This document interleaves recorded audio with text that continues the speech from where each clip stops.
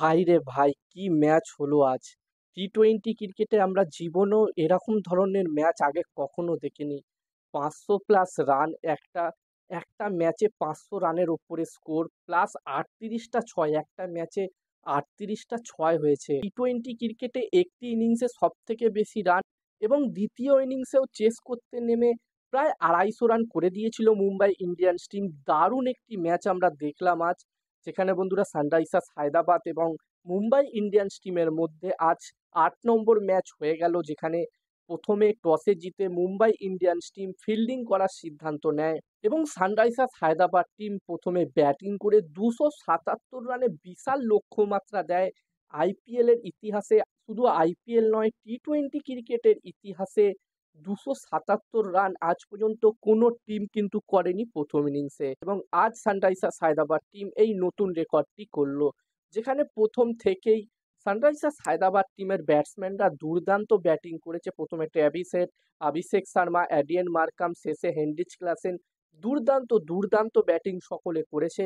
যেখানে সানরাইজার্স হায়দ্রাবাদের হয়ে আজ প্রথম ম্যাচ খেলেছিল ট্র্যাভিস হেড এবং প্রথম ম্যাচেই সে 24 বলে 62 রান করে। এছাড়াও বন্ধুরা, এই ম্যাচটিতে অভিষেক শর্মা কিন্তু দুর্দান্ত ব্যাটিং করে এবং এই ম্যাচে মাত্র 23 বল খেলে 63 রান করেছে এবং এই 63 রানের ইনিংস শেষে 7টা ছয় মেরেছে। এবং তারপরে হেনরিচ ক্লাসেন দুর্দান্ত ফিনিশ দিয়েছে।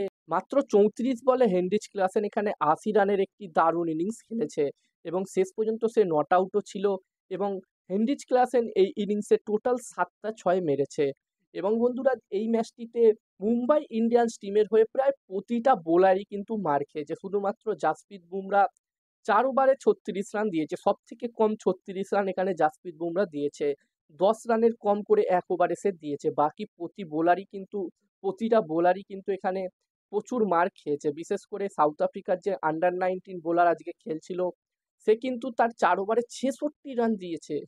এবং বন্ধুরা, এই রানটি যখন মুম্বাই ইন্ডিয়ান্স টিম চেস করতে নামে, তারাও কিন্তু শুরুটা দারুণভাবে করে। রোহিত শর্মা এবং ঈশান কিষান দুজনেই কিন্তু প্রথম থেকে দারুণ ব্যাটিং করে। এই দুজনে মাত্র 3 ওভারেই 50 রান করে দিয়েছিল এবং তারপরে ঈশান কিষান আউট হয়ে যায়, যেখানে ঈশান কিষান মাত্র 13 বলে 34 রানের একটি ক্যামিও খেলে এবং রোহিত শর্মা মাত্র 12 বলে 26 রানের একটি ক্যামিও খেলে। এবং বন্ধুরা, এই দুজন আউট হয়ে যাবার পর যে মুম্বাই ইন্ডিয়ান্স টিমের রান রেট স্লো হয়ে গেছে এমনটা কিন্তু নয়। তারপরে নামান ধীর এবং তিলক বার্মা এই দুজনেও কিন্তু কন্টিনিউ এই এত বড় রান চেসে মুম্বাই ইন্ডিয়ান্স টিমকে কিন্তু এগিয়ে নিয়ে যাচ্ছিল। এবং নামান ধীর মাত্র 14 বলে 30 রান করে। অন্যদিকে তিলক বার্মা 34 বলে 64 রানের একটি ইনিংস খেলে এবং তিলক বার্মা যখন আউট হয় তারপর থেকে কিন্তু মুম্বাই ইন্ডিয়ান্স টিম এই ম্যাচটিতে, বলা যেতে পারে এই ম্যাচটিতে পিছিয়ে পড়ে। তিলক বার্মা যতক্ষণ ব্যাটিং করছিল ততক্ষণ মনে হচ্ছিল হয়তো এই ম্যাচটিতে মুম্বাই ইন্ডিয়ান্স টিম এই ম্যাচটি জিততে পারে।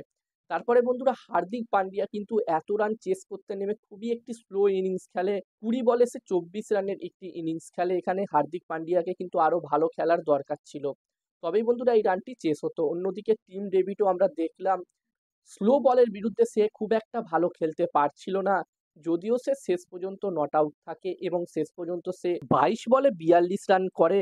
তবে বন্ধুরা, ম্যাচটি সে মুম্বাই ইন্ডিয়ান্স টিমকে জেতাতে পারে না এবং শেষের দিকে আমরা রোমারিও সেফার্টেরও একটি ছোট্ট ক্যামিও দেখলাম। তো বন্ধুরা, ওভারঅল দারুণ একটি ম্যাচ আমরা দেখলাম এবং ম্যাচটি হায়দ্রাবাদ টিম শেষ পর্যন্ত 31 রানে জয় পেয়েছে। এবং হায়দ্রাবাদ টিমের বোলিংয়ের কথা বললে এই ম্যাচটিতে প্যাট কামিন্স দুর্দান্ত বোলিং করেছে। সেই সবথেকে কম রান দিয়েছে এই ইনিংসে হায়দ্রাবাদ টিমের হয়ে এই ইনিংসে, যেখানে প্যাট কামিন্স 4 ওভারে 35 রান দিয়ে দুটো গুরুত্বপূর্ণ উইকেট কিন্তু নিয়েছে। আর বন্ধুরা, এই ম্যাচটিতে টোটাল 38টা ছয় হয়েছে। টি-টোয়েন্টি ক্রিকেটের ইতিহাসে একটি ম্যাচে এখনো পর্যন্ত এত ছয় কিন্তু হয়নি। এই ম্যাচে টোটাল 38 খানা ছয় হয়েছে।